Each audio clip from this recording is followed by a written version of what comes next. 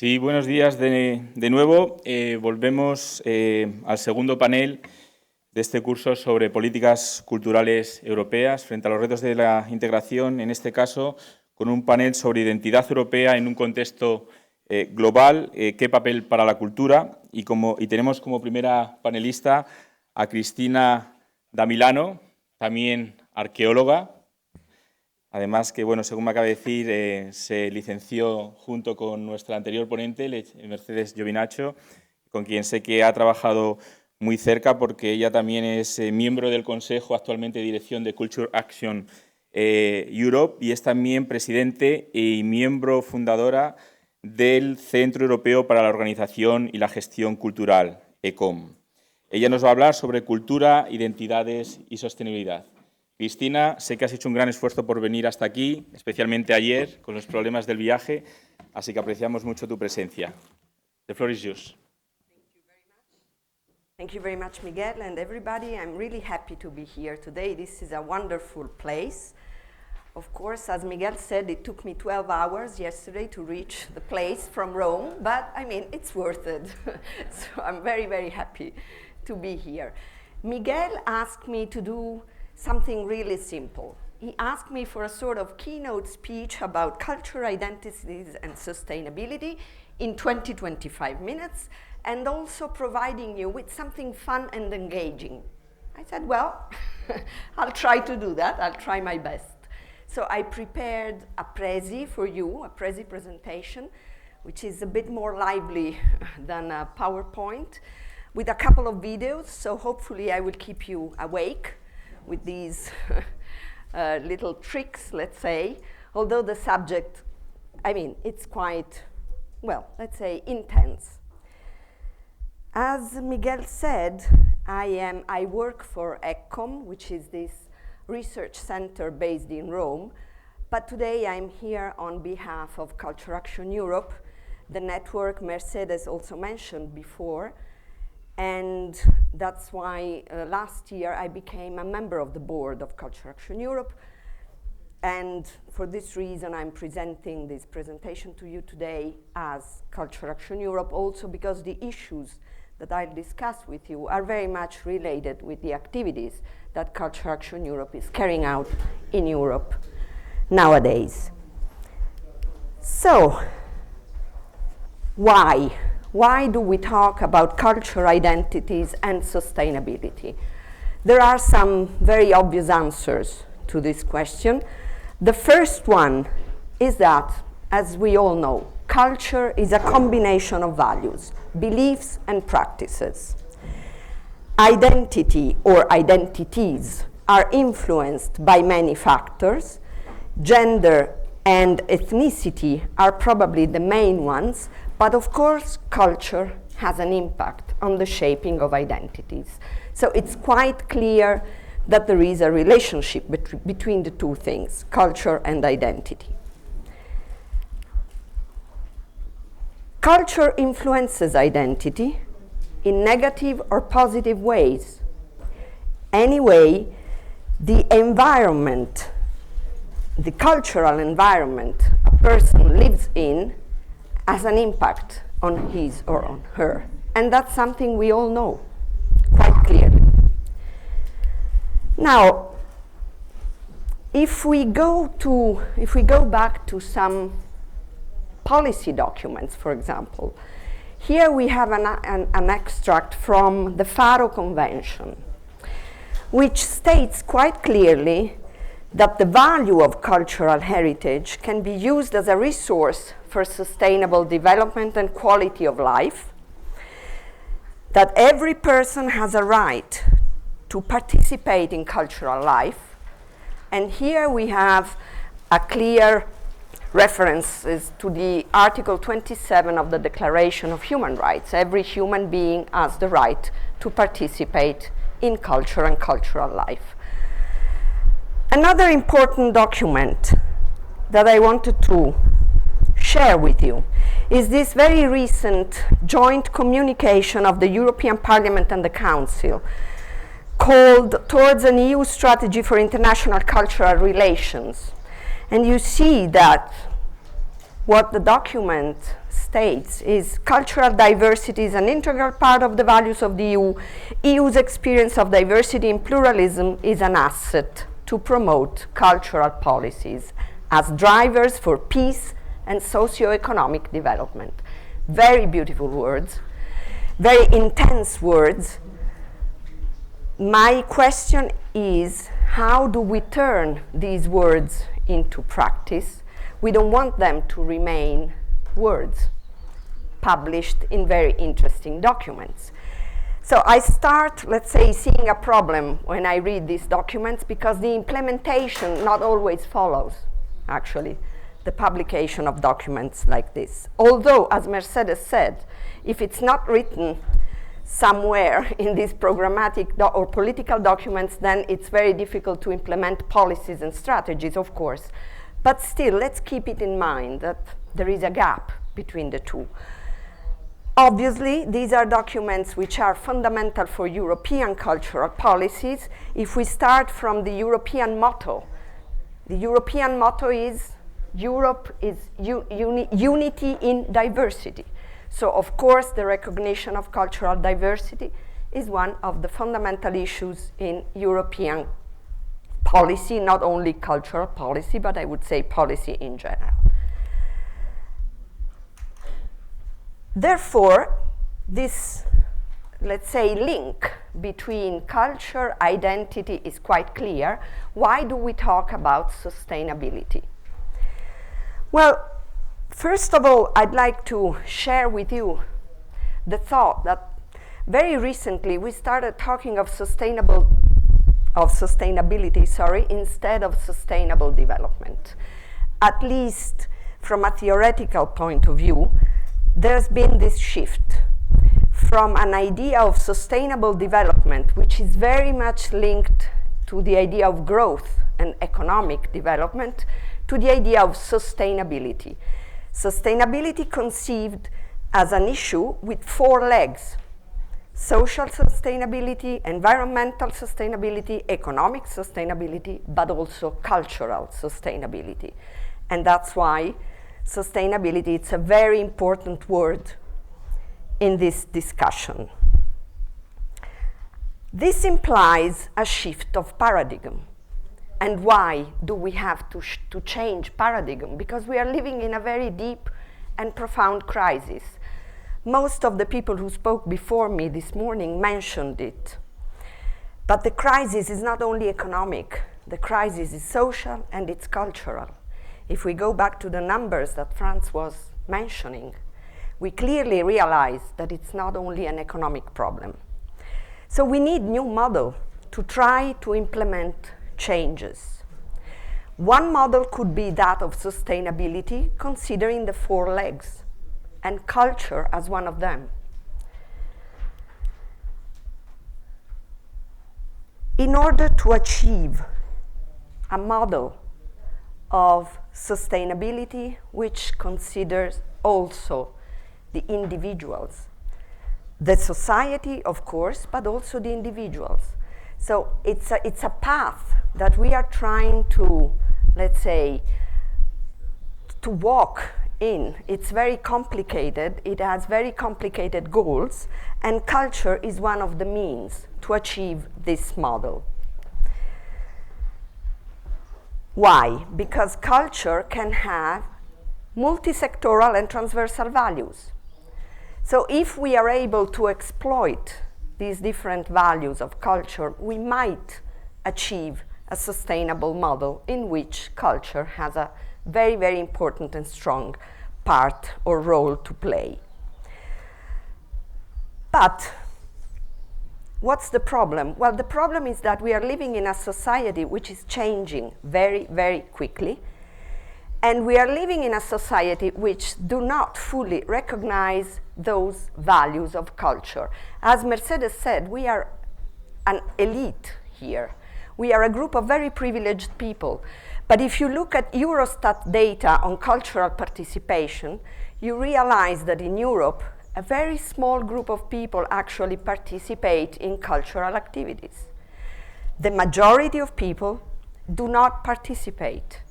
Maybe they don't have access. We can discuss it. We will discuss it later. But it's not only a problem of access, or at least it's not only a problem of physical and economic access, it's a problem of cultural access, mainly. And I'm not saying that everybody has to go to the theater. A lot of people prefer to go to the football matches, and it's fine. I'm just saying that everybody should have the opportunity to enjoy, to participate in cultural life. And this does not happen in Europe nowadays. So we have a problem here. Beautiful policies, beautiful documents, very interesting, wonderful words. In the practice, more than 60% of European citizens do not participate in cultural activities. And this creates in our society a deficit, a cultural gap. So what's going on? What's happening? Here are some examples. When I am in Rome and I hear people asking me, which one has been built before? The Colosseum or St. Peter's? Well, this is not just a problem of dates. The problem here is that these monuments, they do not speak by themselves. But they are, in a way, embedding fundamental European values. So it is a problem if they don't speak to people, if they are not able to communicate values to people. At least, I think that cultural heritage should communicate values. But if they don't speak to people, they don't communicate anything, absolutely. If I hear, as I heard at the National Gallery of London, somebody asking, what does Flemish mean? And I heard the museum guide answering, if you don't know the word Flemish, you shouldn't be here.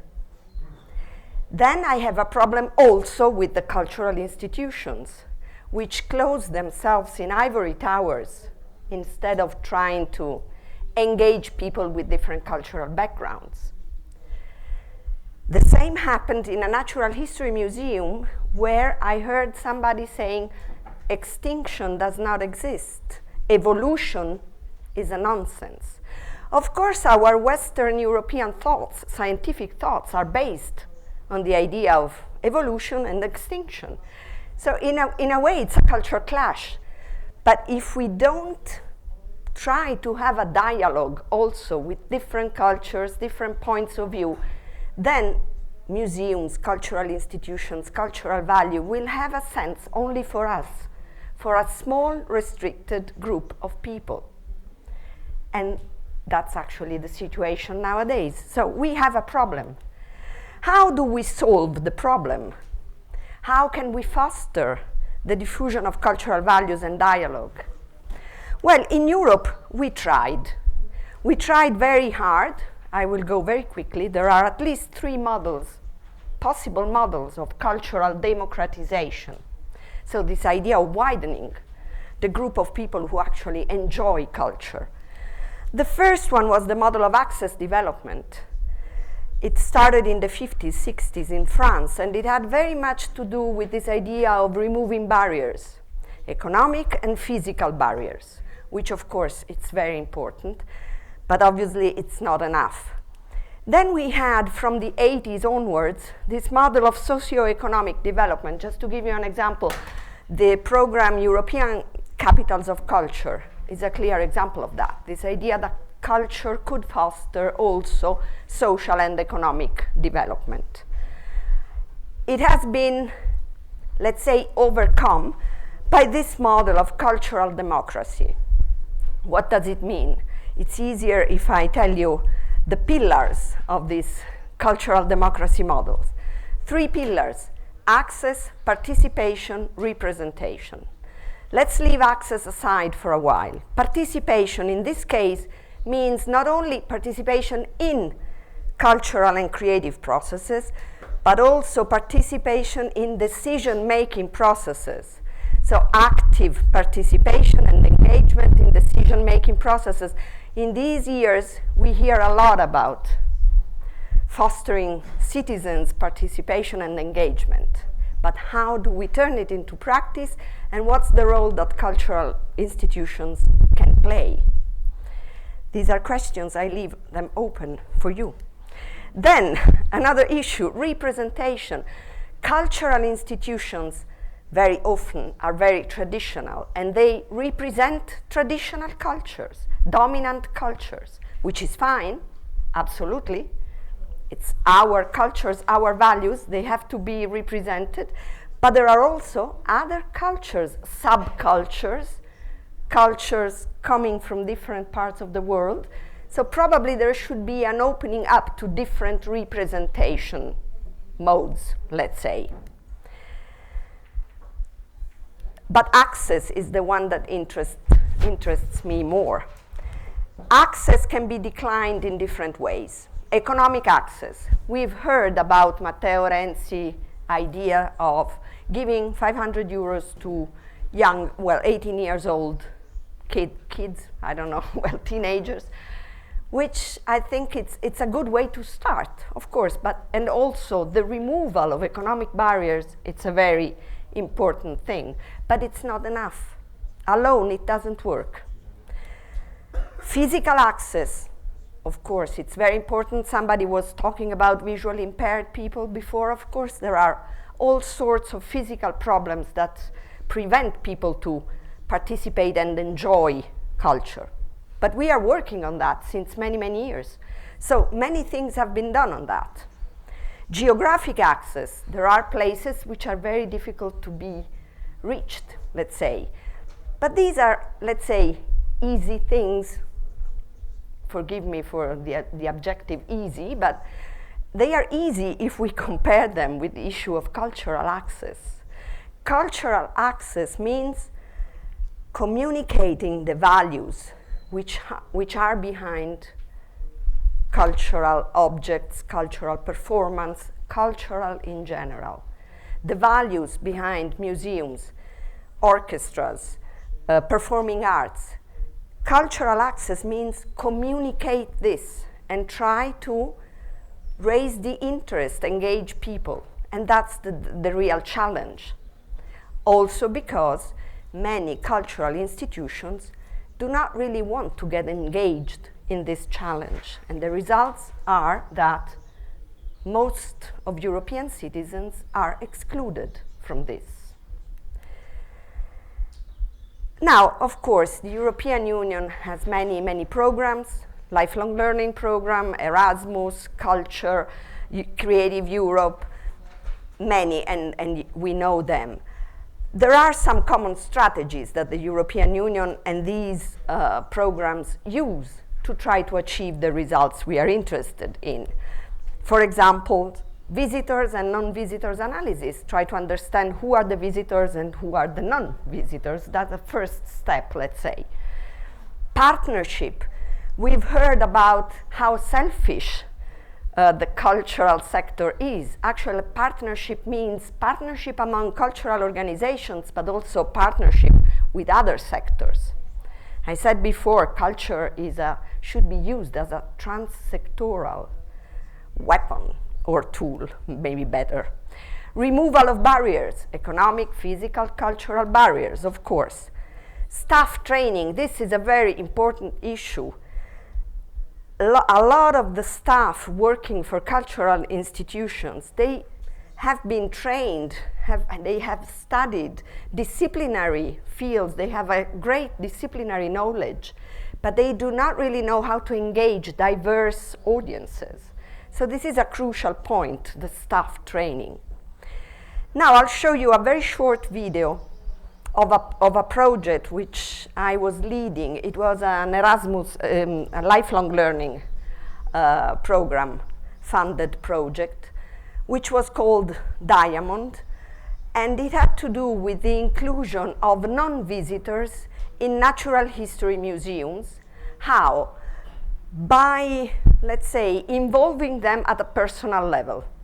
So the final output of the project was a digital story written and produced by each of them, telling the experience of their personal involvement in that particular museum. It's just an example, but I think it works to show the potential that cultural institutions have in terms of creating relationships and fostering dialogue. Sorry, I forgot the last ball here, of course, data production. Somebody was talking about evaluation before. How do we prove the impact that we have on society? This is very important for cultural institutions. We need to start thinking not only of quantitative data, but also on qualitative data to show that we as cultural sector, we can have an impact on society. Otherwise, it will be always very difficult to get funds, to be credible, to be recognized as agents of change. And this has to do with audience engagement and audience development.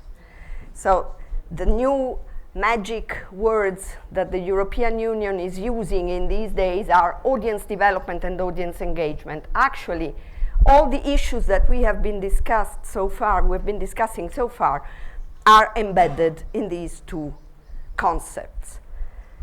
And I finally arrived to the video I wanted to show you. But the sound is not working. No way. La cosa che mi ha colpito è stato il serpente. Shall I try again? Yes, let's see. It's Il cranio della scimmia. no, it's not Perché starting from the beginning. Sorry. Let's see. mi sembrava un bambino. No, but it Mi doesn't. sono ricordato dell'Africa perché ciò è animale e lo so come si curano. Vedendo i cavalletti mi sono ricordato una volta in cui ho chiesto a una cavalletta dove andare. Essa con la zampa mi ha indicato la strada. Nel mio paese i cavalletti si mangiano. Si prendono uno stecchino, si cuociono, si mangiano e mi piacciono troppo. Okay, this was very short. Just to give you an example, because if you think of what he said here, starting from a museum visit, of a natural history museum visit, he remembered his own country, Africa. He saw the grasshoppers in the museum showcase, and he thought, well, in Africa we eat them. Why do you put them in showcases? So, I mean, there are many implications here, and we don't have time to go in depth. But another very interesting thing that emerged from here, when he said, the grasshopper, I asked it the way, where to go, left or right, and it told me where to go. If you think of the tale of Pinocchio, there was a cricket telling him the right things to be done and the wrong things to be done.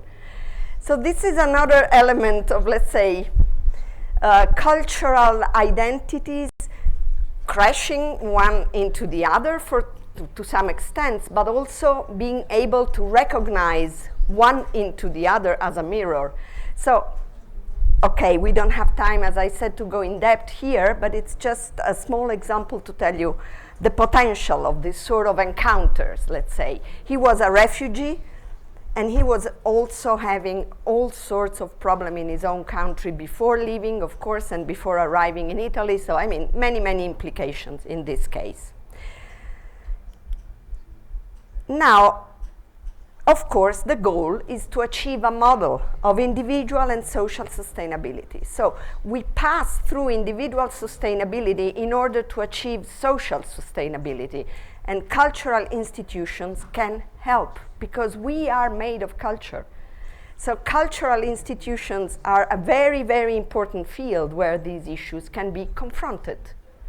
And it's not the case, you know, they are right, we are wrong, who's right, who's wrong. It's a matter of, you know, encountering each other. And I'm not talking only of migrants, I'm talking of different groups within society. This sentence was written in the 70s by a person who was working in museums all her life, Alma Whitlin. She published a book in the 70s and she wrote, "Museums are not ends in themselves, but means in the service of society." I think this sentence could be used should be for every cultural institution and for the cultural sector as a whole. I'm not denying the intrinsic value of culture, obviously, but I think culture has a value for society which goes beyond its intrinsic value. So it's true for museums, but it's true for many other institutions. Of course, there is a need to observe, preserve, research, communicate, but these institutions and cultural heritage as a whole can also provide a welcoming environment, social relationships, improvement of quality of life. Of course, it's very difficult to demonstrate all this, but this is again what we mean by individual and social sustainability.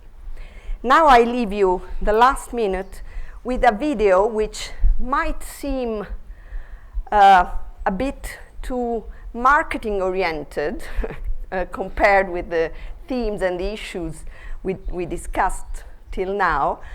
But to me, it's a very good example of how culture can be embedded in everyday life of people. It's a flash mob organized by the Rijksmuseum in Amsterdam just before the reopening of the museum. And I think it's a great example, not only of marketing and communication, which is fine and it's very important, but of really bringing culture into people's life. Let's see if it...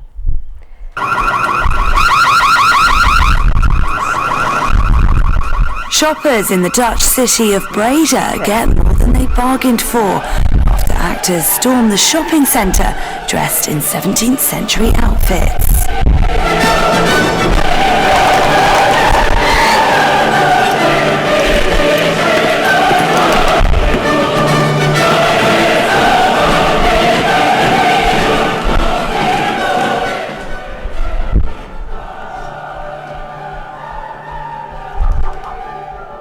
Abseiling from ropes and jumping from balconies, the group was staging a reconstruction of Rembrandt's painting The Night Watch to promote the reopening of the Rijksmuseum.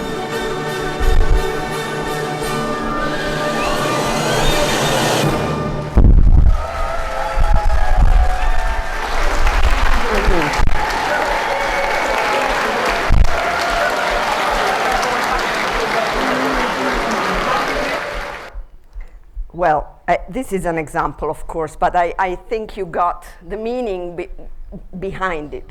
So thank you very much for your attention, and I'm here if you have questions on this. How do I? Okay. Muchas gracias. Muchas gracias, Cristina, por esta presentación tan clara, tan dinámica, que además viene muy bien a estas horas. Abrimos el espacio para la discusión. Tenemos ahí una primera pregunta por parte de Guido.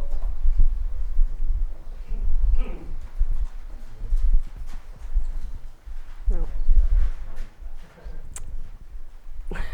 Vale. Sí. ¿Sí? Ya. No. No.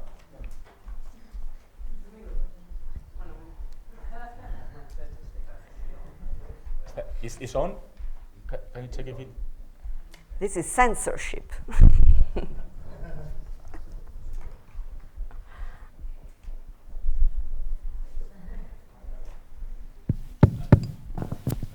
Well, thank you, Cristina. We are in a brainstorming situation, and I'd like to brainstorm together. When you talk about museums and their role in shaping social relationships and improving the quality of life, it makes me think that we are in a new paradigm of our life, which is where we share our everyday moments as a form of cultural interaction. And your speech made me think of 4 words: Twitter, WhatsApp, Instagram, and Google. Mm-hmm. Where do these very fundamental new tools find their place in collective cultural development? That's my first question. And the second is, why are they all American? To the second question, I really don't know how to answer. To the first one, I tried to answer. Can I go? And well, since I'm old, I still think that they are mainly communication tools. And I don't want to diminish the value of communication tools. Of course, they are very important. And they can shape cultural identities, of course. But the risk with these tools is that everything remains at a very superficial level. So I think, yes, we could use them. We could make good use of them. But it's not enough. Again, I think we need some more specific activities dealing with cultural access in more deep and profound terms. But of course, they are shaping cultural consuming and cultural production, especially in the young generations. But just to give you an example, I am carrying out with some partners a research on audience development commissioned by the DG Culture. We started with the assumption that digital would have been one of the main features of the results, one of the main issues in the case studies that we are analyzing. Well, at the moment, we are in the phase of analyzing the case studies of audience development using different sorts of tools and activities. The digital part is not so predominant. So when it comes to content, the digital part, it works in terms of communication, but it doesn't really work in terms of, let's say, definition of content, if you see what I mean. So the role is still, seems at least, to be still marginalized, let's say, to the communication department. But this is from the side of the cultural institutions. Of course, from the side of people, and here we can open up, especially young people, the whole process of co-creation and engagement and participative processes. This is something completely different, and I think we still have to explore it. We don't really know the full potential of it. Hay otra pregunta por aquí, a la derecha. Sí. Bueno, muchas gracias por la presentación. Yo soy doctorando en la Universidad Carlos III, investigación en medios de comunicación. No me sé los parámetros de tu estudio de audiencia, pero... I think so. I think I can understand it. If you can ask it in English, it's easier. All right. I don't know the parameters of your audience study, but I don't think that using those tools as communication tools will make a proper effect. You know what I mean? Because it's not like I want to quote McLuhan about the media is the message. It's more deep than that. Yes. I have seen, even here in Extremadura, a lot of cultural projects that work in a similar way as digital or free software communities.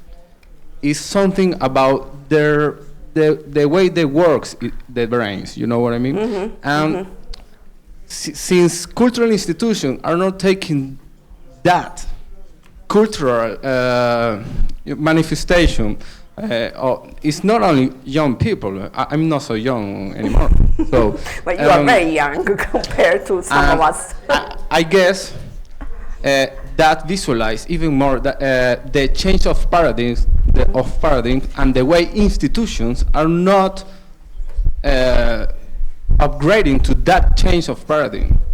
So my question to you after this reflection is, how do you think these institutions should upgrade themselves to get to that audience? Because otherwise there will be another clash.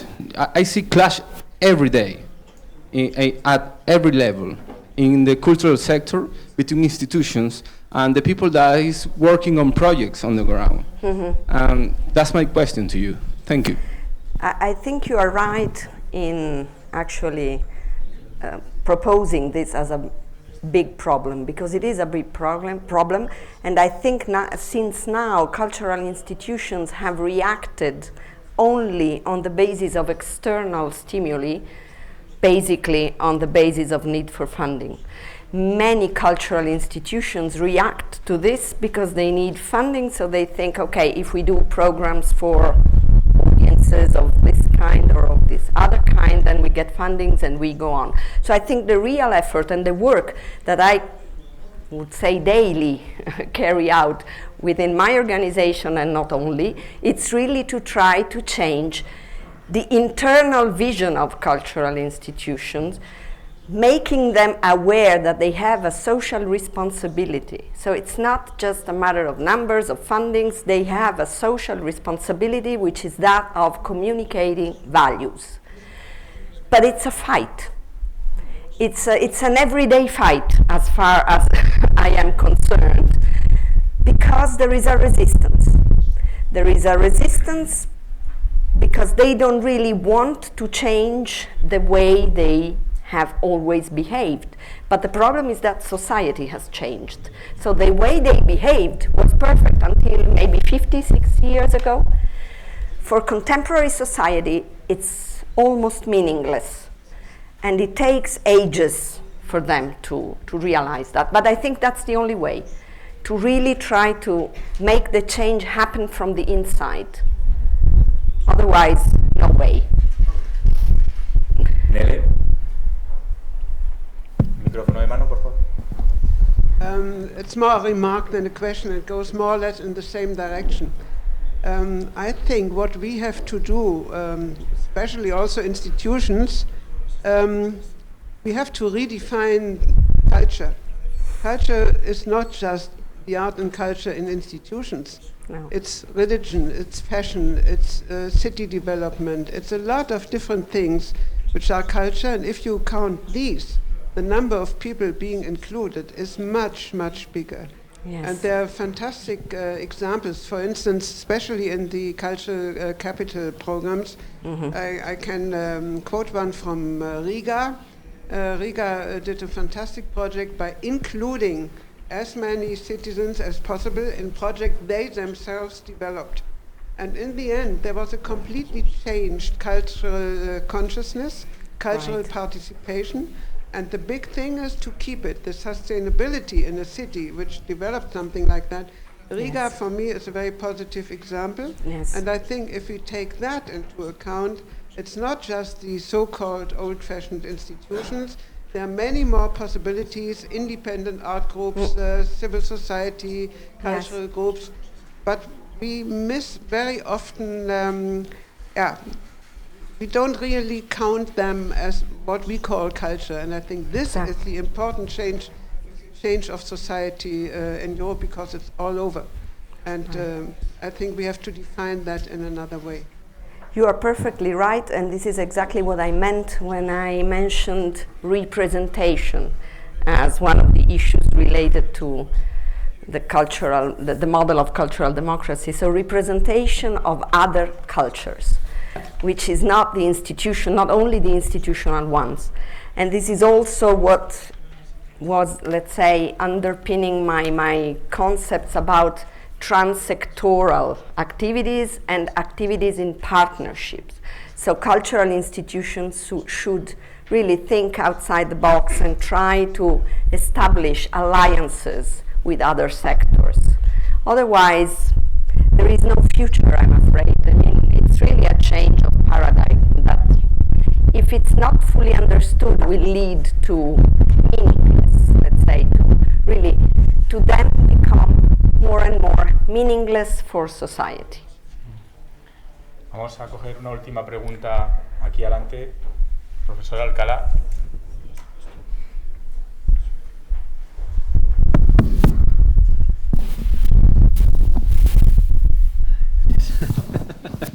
Gracias. ¿Te importa que hable en español? Well, okay. I can try in English, but I prefer for them because I will explain. Sobre todo porque lo que voy a decir tiene que ver con algo que me ha preocupado al escuchar alguna afirmación en su caso. Evidentemente yo soy sospechoso de lo que voy a decir porque tengo 56 años, en los 70 fui artista pionero del arte electrónico, soy catedrático de New Media Art, es decir, estoy muy escorado hacia un lugar muy determinado, por lo tanto, soy sospechoso, ¿vale? Pero me preocupa que se suela afectar a los nuevos medios de comunicación y a las nuevas formas que tenemos hoy de gestionar la realidad, la información y la comunicación, una cierta falta de profundidad, que son las palabras que he escuchado. Yo creo que lo que falta, la profundidad está en el relato, está en lo que contamos. El problema es que, por un lado, contar cosas de la vieja cultura con elementos de la nueva cultura, con sistemas de la nueva cultura, es complejo, porque requiere recontarlas de nuevo. Es decir, todo lo que habíamos dicho sobre el patrimonio artístico-cultural de esa cultura de 500 años que tanto hemos desarrollado, hay que volver a hacerlo. Y eso cuesta. Y además lo tienen que hacer nuevas generaciones, mirándolo desde su nueva perspectiva. Y por otra parte, en otro lugar, la nueva cultura genera nuevo patrimonio artístico, que es de lo que hablaré yo mañana a las 9:30. Es decir, hay un patrimonio que está generado por los elementos, los materiales, las producciones, las prácticas artísticas que se han desarrollado ya en lo que llamamos cultura contemporánea, cultura digital, que obviamente no pueden incorporarse a los medios tradicionales ni a un museo en el sentido tradicional, porque sus paradigmas son completamente diferentes. Por lo tanto, o reinventamos el museo o dejamos el museo aparcado para una determinada cultura, cosa en la que yo no creo. Es decir, yo apuesto más porque el museo sigue teniendo el verdadero valor que debe tener, pero, a ver, yo ahora no quiero ponerme a desarrollar teorías, sino simplemente decir que me preocupa mucho que siempre se le achaque a medios nuevos, como puede ser Facebook, WhatsApp o cualquier red social, una falta de profundización. Y no es cierto. Es decir, yo no creo que eso sea así. Yo lo que creo es que todavía no hay gente que esté contando a través de ello de una manera profunda.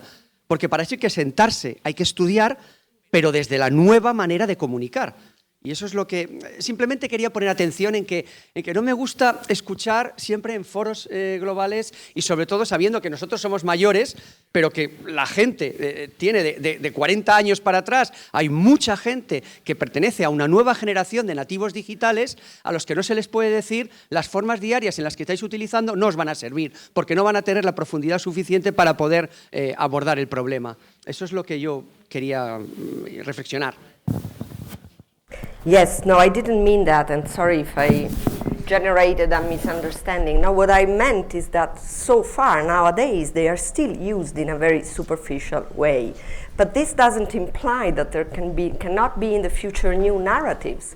But this is a challenge, again. It's a matter of getting connected with other forms of communication and art, of getting connected with other representation of different cultures. So it's a challenge that cultural institutions have to take. And new media can be very important. What I said is that so far, it's not really like this. These media, when you talk about social media with museum directors, they think of a Facebook page with 2-3 information and that's it, with 2-3 stupid comments and that's it. So the media has not been fully exploited. But to exploit it, we need the creation of new narratives. So it's a very long and complicated job, I agree with you. But this is part of the change of paradigm. So this is what I meant, and I'm sorry if I misunderstood the questions. Okay. Muy bien. Pues muchas gracias, Cristina. Lo dejamos ya para... Sí, cerramos ya y... Sí, cerramos ya para pasar, porque si no vamos mal de tiempo. Y seguimos luego, si podemos, al final, si podemos poner otra pregunta, ¿vale? ¿Ok? Or during the coffee break, yeah, okay. We can talk. Muchas gracias, Cristina. Okay.